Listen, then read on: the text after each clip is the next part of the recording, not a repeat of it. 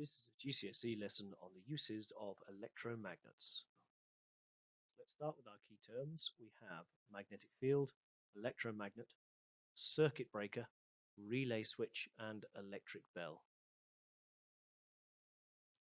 I'd like you to recall the three things that are needed for an electromagnet. And finally, consider how can we use electromagnets beyond just picking up scrap metal.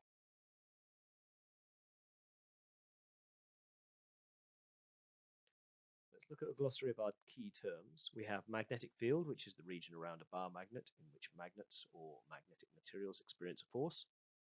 Electromagnet, which is a magnet made from a solenoid and a soft iron core. Circuit breaker, which is a device used to switch off electricity when the current becomes too large. A relay switch, which is a device used to operate one circuit using another. And an electric bell, which is a device used to ring a bell when activated.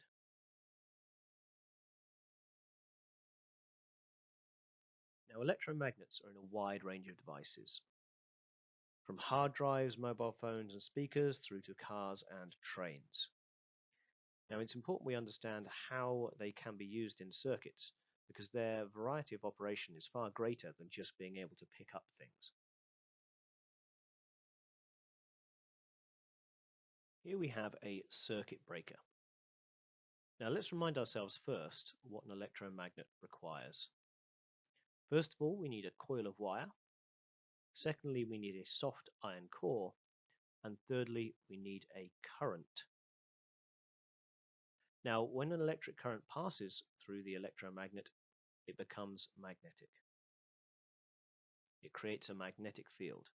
Now, the strength of that magnetic field depends upon the strength of current, or the amount of current through it.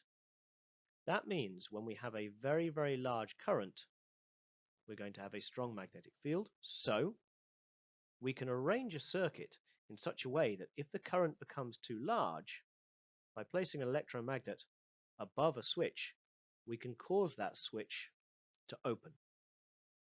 So a large current opens the switch, breaking that circuit, at which point the electromagnet will then turn off. So these are used in houses, so where the electricity comes in, all of your various circuits in your house, whether it's the lights, whether it's the sockets, the cooker, all of these use circuit breakers.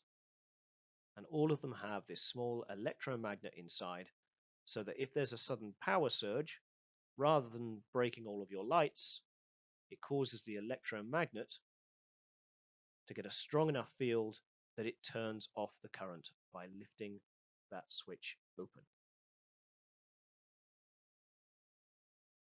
Next, we have a relay switch. Now, this is a safety device that can be used in order to operate extremely large currents that are unsafe to use a switch for by hand. So you might be in a power station, for instance, where the current is going to be extremely large. And you can't have a switch that a human touches with such a large current going through it. Instead, what we can do is we can create a relay switch where a small circuit with a small current is able to operate that larger circuit with the very large current. So here in this diagram, we can see that if we turn on this small circuit with the electromagnet, it will pull down the iron armature. This iron armature is on a pivot, which will then push those two terminals together. So here we see, with the switch on, that causes the electromagnet to move the iron armature, pressing the electrical contacts together and causing that circuit with the very large current to operate. This way you can operate a large current circuit without actually having to touch that circuit yourself. Finally, we have the most complicated one, the electric bell. In the electric bell, when we turn the switch on, a current passes through the electromagnet. Now this time, again, the electromagnet pulls the iron armature towards it. When it does this, it breaks the electrical contact that's there.